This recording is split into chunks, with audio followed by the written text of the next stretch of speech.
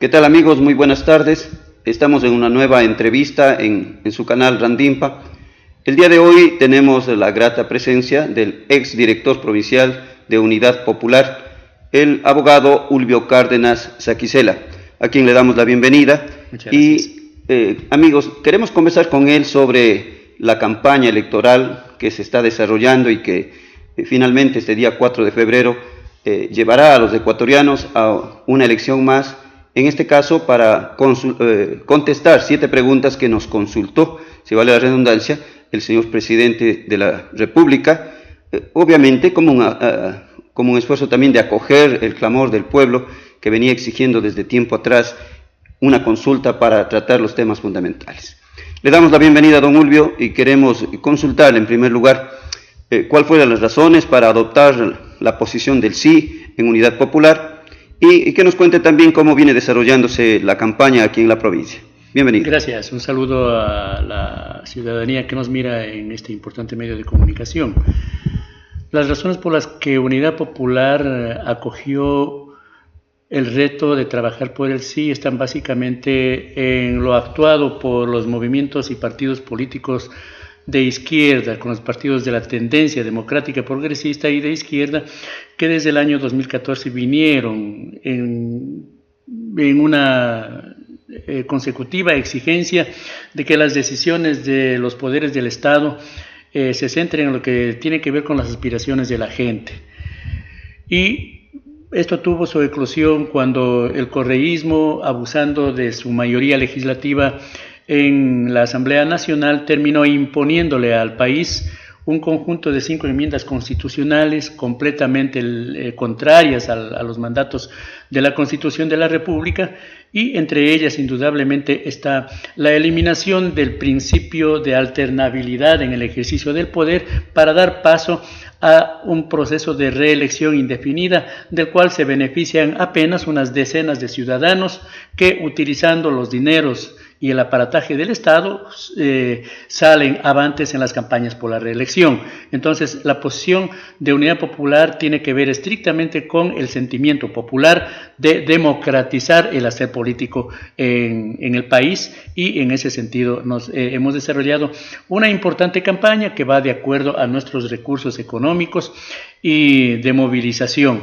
Te cuento que nuestra campaña se ha caracterizado por apenas llamada la consulta popular por parte del presidente de la República y apenas conocidas las preguntas, nosotros bajamos a las comunidades, a los barrios de Macas, a los núcleos de base de Unidad Popular para, mediante talleres de capacitación, llevar a la gente a analizar de una en una las preguntas y a su vez que la misma gente vaya reflexionando y vaya esbozando la contestación. Así hemos abordado aproximadamente en directo a unas 1000 personas en esta primera fase. En la segunda fase, esos talleres se han visto cada vez más frecuentes. Creo que hemos desarrollado a nivel de Macas y del Cantón Morona aproximadamente entre unos 25 a 30 talleres, algunos de ellos inclusive con más de 100 personas, como por ejemplo sucedió en la comunidad de Huapú. Esta campaña indudablemente ha hecho que varias organizaciones y partidos se incorporen, sobre todo en favor del sí. Esto hace también que el ambiente de debate sea mucho más grande.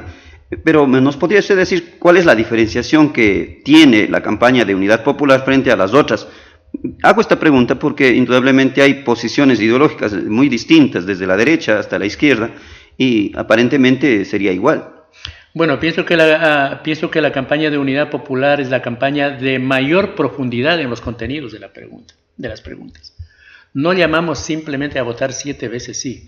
Eso lo hacemos sí luego de haber culminado con los talleres, de tal manera que en los talleres la gente va leyendo las preguntas, va seleccionando las palabras claves de cada pregunta y va ensayando por sí misma, primero en forma personal y luego debatiendo en grupo, va ensayando la contestación y finalmente termina con la decisión de votar sí. Así en cada una de las 7 preguntas. En segundo lugar, la ciudadanía nos ha visto particularmente aquí en Macas, en diversos sectores de la ciudad. Hemos estado en los centros comerciales, en el centro comercial del centro, en el mercado de la Unión, en el mercado privado, en el terminal terrestre, en diversas esquinas por donde transita mucha gente. Y hay una cuestión que sorprende a la gente. La campaña de alegría de la Unidad Popular, la campaña de aproximación a la gente, la campaña que ha significado con estos instrumentos, con esta hojita simple que tiene traducida al lenguaje sencillo, al lenguaje popular, las 7 preguntas de la consulta popular. En este sentido, creo que hemos podido abordar aproximadamente 15.000 personas en directo, entregándoles... En estos 2 meses. En estos 2 meses, sí. Entonces, indudablemente es la campaña de mayor aproximación a la gente, pero también hay otra situación, una campaña de gente convencida.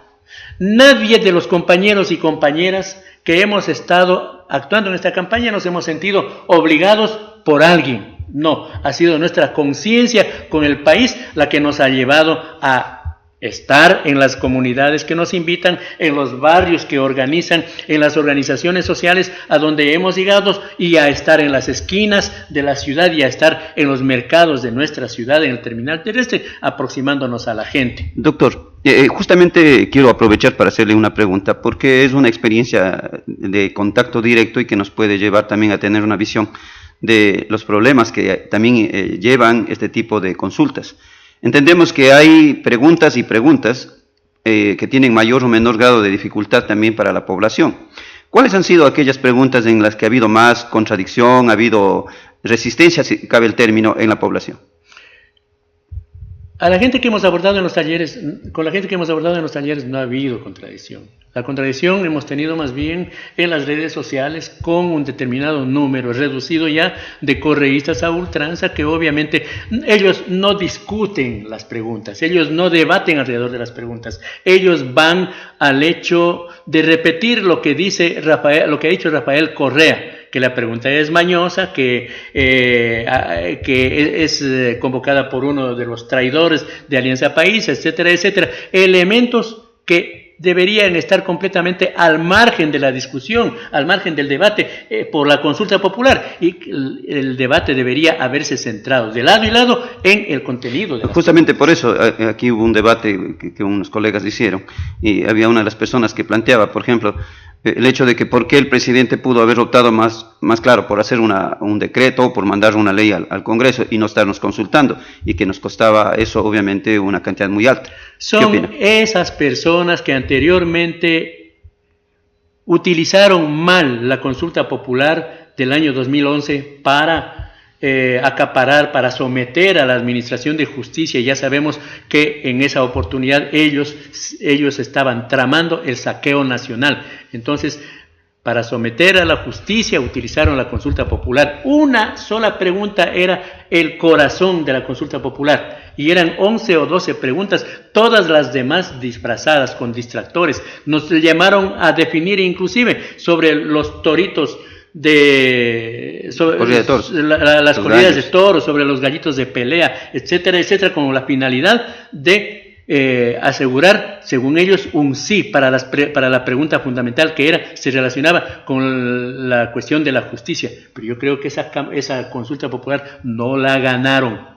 Y yo estoy seguro que en esa consulta popular, tal como dijo Mangas, también hicieron fraude. Mangas dijo que no ganaron ni la primera ni la segunda vuelta de las elecciones del 2017. Y creo que tampoco lo ganaron. Vista la situación, cómo salió Correa desesperado al CNE para proclamar la victoria, cuando terminó ganando, entre comillas, con apenas 2 puntos. Entonces, en ese sentido, sí es necesario señalar de que esta campaña ha tenido 2 orillas. La una, llena de epítetos, llena de acusaciones, llena de satanizaciones a los del sí en la pregunta, en la consulta, a los que respaldamos el sí en la consulta popular, y una campaña llena de mentiras. Y la otra, una campaña de impulsar sí de impulsar, sí, en forma positiva, partiendo desde los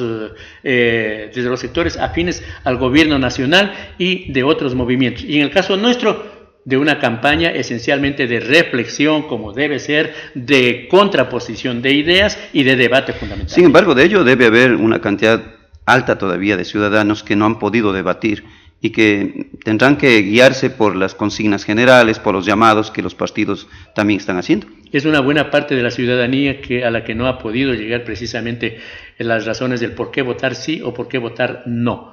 Y es lamentable, porque la campaña urdida por la nueva derecha del siglo XXI obviamente apunta a eso, a tratar de deslegitimar una convocatoria a consulta popular y a tratar de desviar el tema del debate que son en este caso las preguntas de la consulta popular, y a amenazar a la gente. Ayer me encontraban algunas personas en la ciudad y me decían: don Julio, ¿cómo hay que votar en las preguntas de la consulta popular?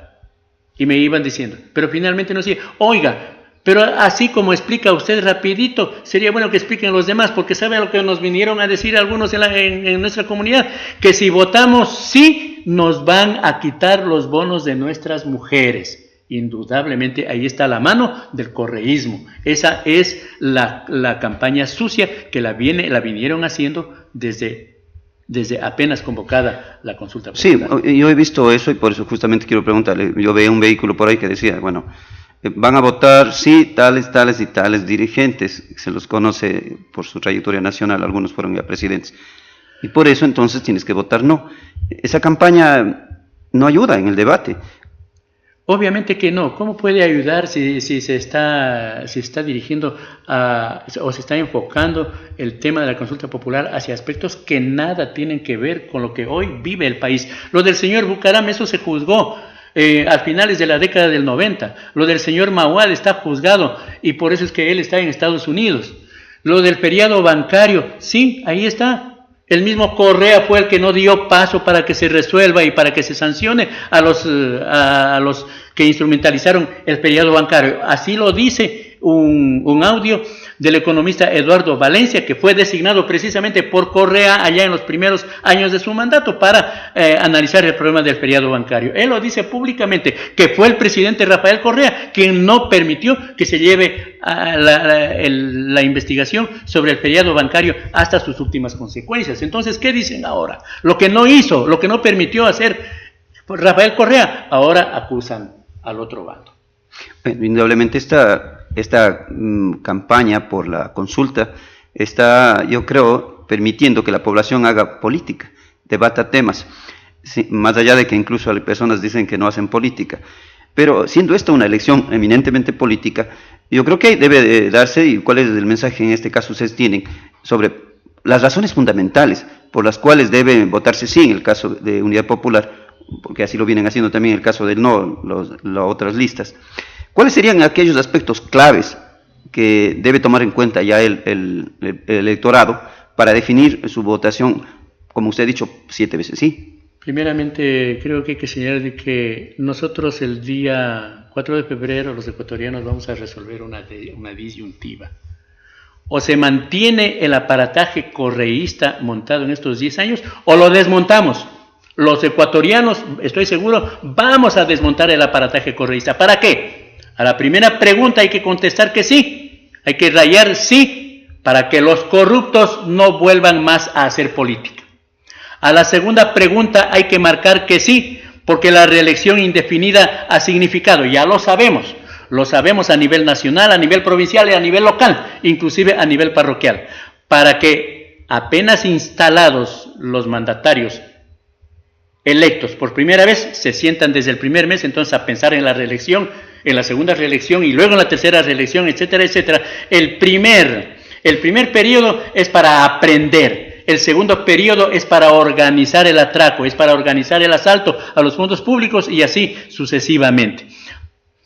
La tercera pregunta que plantea cesar a los 7 miembros del Consejo de Participación Ciudadana por haber permitido, primero, que se designen a los incondicionales de Correa para Contralor, para Fiscal y para otras tantas autoridades de control, y que finalmente, cuando la responsabilidad la tenía el Consejo de Participación Ciudadana de hacer el seguimiento y de controlar a esos señores, no lo hicieron nada. Consecuencias, hoy tenemos un ex Contralor que se ha ido llevando 10 millones de dólares y vive en Estados Unidos en su autoexilio, fugando o huyendo a la justicia.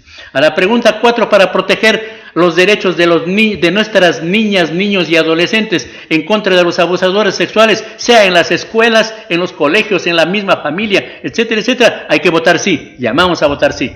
En la quinta pregunta, que tiene relación con la minería, la prohibición de la minería metálica, para proteger a nuestras áreas protegidas, el bosque protector Cutucú-Xaime, y para que no se dé la minería metálica en los centros poblados, hay que votar sí.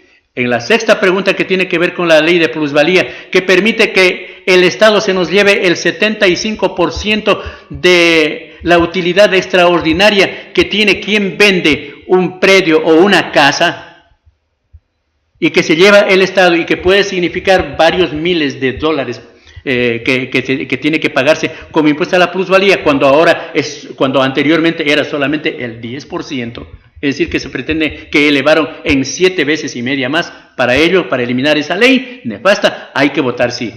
Y finalmente, para garantizar la minimización de los impactos ambientales en el Parque Nacional Yasuní, también para proteger la naturaleza. Hubiésemos querido que se elimine completamente, pero nosotros no estamos en el poder, nosotros no somos Lenín Moreno, y Lenín Moreno fue el que determinó que simplemente era una minimización de los impactos ambientales. Vote sí también en la sexta pregunta. Finalmente, para sepultar políticamente a quién y a quienes le han hecho tanto daño al país, a quienes han sembrado odio durante estos 10 años, a quienes han satanizado a los opositores, a los que pensamos diferente, a quienes han perseguido a las organizaciones populares, eliminándolas a unas, restringiéndolas a otras, a quienes han convertido a los servidores públicos en simples escribanos que tienen que estar todas las noches después de sus trabajos preparando los informes y los contrainformes. Les decimos, voten sí para forjar un nuevo Estado, y luego de aquello vamos a caminar juntos, todas las organizaciones populares, junto a los movimientos políticos de izquierda, para organizar la lucha por un poder efectivamente popular. Doctor, hay una pregunta que ha tenido bastante debate, particularmente la pregunta 3, que tiene que ver con la destitución del Consejo de Participación Ciudadana, dicho por varias personas. De hecho, hay 3 preguntas, dicen en la misma pregunta. La una, la destitución; la otra, el nombramiento de un nuevo consejo, y a su vez la posibilidad que tienen ellos de evaluar y destituir también a autoridades que han sido elegidas por el consejo. ¿Qué criterio le daría a usted por el hecho de que hay una preocupación de que se vuelva a repetir la historia? Es decir, salgan correístas y vuelvan a entrar morenistas. Esa es una posibilidad que no la podemos descartar. Por eso es que nosotros como Unidad Popular hemos desatado una campaña independiente, sin colarnos ni al gobierno ni a la derecha tradicional, porque la derecha del siglo XXI, la nueva derecha, está detrás de Correa. Entonces, hemos hecho una campaña independiente. Moreno ha dicho al país de que él no pondrá a ninguno, ni de sus amigos ni de sus partidarios. Le tomamos la palabra y le decimos al pueblo ecuatoriano que si Moreno incumple con esa promesa, estaremos llamando a la movilización para hacer cumplir esa promesa. No puede seguir el Estado dirigido simplemente por grupos de élite que arman sus cosas a lo interno, y después los ecuatorianos somos los que pagamos las crisis, como en este momento estamos pagando la crisis económica, la crisis moral, la crisis política. Bien, estas han sido las palabras de uno de los dirigentes de Unidad Popular, de hecho, exalcalde de la ciudad de Macas, una persona que por su propia trayectoria es aquí a nivel local una voz autorizada para dar sus puntos de vista, y creo que sobre todo ha sido uno de los activos participantes en el debate de la política local, provincial y nacional. Con estas palabras yo quiero agradecer a don Ulvio por su presencia aquí en el canal y decirle que está abierta las puertas para poder seguir discutiendo los temas interesantes que tenemos aquí en la ciudad. Y finalmente agradecer a nuestros oyentes por su tiempo, por escucharnos, y hacerles un llamado. No se olviden, este 4 de febrero hay que asistir a las urnas a votar con conciencia. Ustedes serán quienes tomen la decisión más adecuada y todo en bien del país, en bien de nuestras familias. Muchísimas gracias.